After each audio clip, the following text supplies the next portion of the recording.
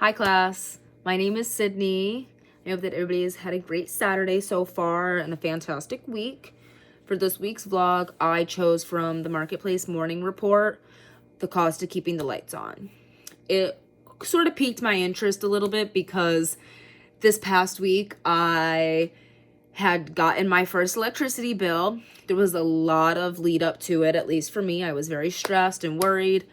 I have never had to pay for a single household electricity bill before, and I was a little worried. I have no idea paying all of these new different types of bills. It's just new for me. And so as soon as I saw that, I'm like, I want to know a little bit more about like what's going on and kind of like what the future holds. And so some of the key things that stood out to me in the podcast were that the power companies are planning to spend $1.4 trillion over the next 5 years, and that is a 21% increase, and it will directly affect what like consumers pay.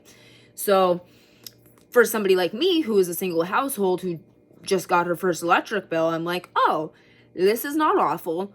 I can handle this. With a 21% increase, that is devastating for me, in addition to everything else continuing to go up in the world. Like, groceries have been one of the hardest things because you cannot go to the grocery store without spending almost $50, and I get a handful of items. There's times where I'm going into the self-checkout with the 12 items or less, and I'm still spending $50.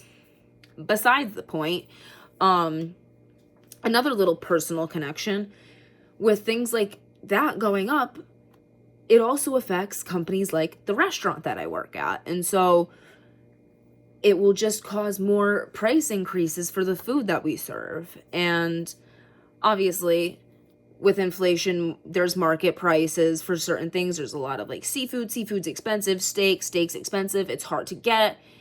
But if you're now having a 21% increase for your electricity bills, that money's got to come from somewhere.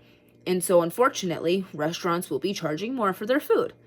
I guess something that I was kind of thinking about was that like the bigger question is like, what will these upgrades do for us? What is going to be more beneficial from the consumer's point of view for having a 21% increase?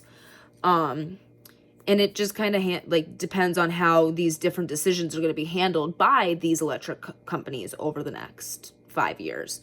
What are they doing to improve them and make it better for the payers and the everyday consumers of them? So that is all. That podcast kind of made me a little mad, but what am I going to do about it? Unfortunately, that is part of being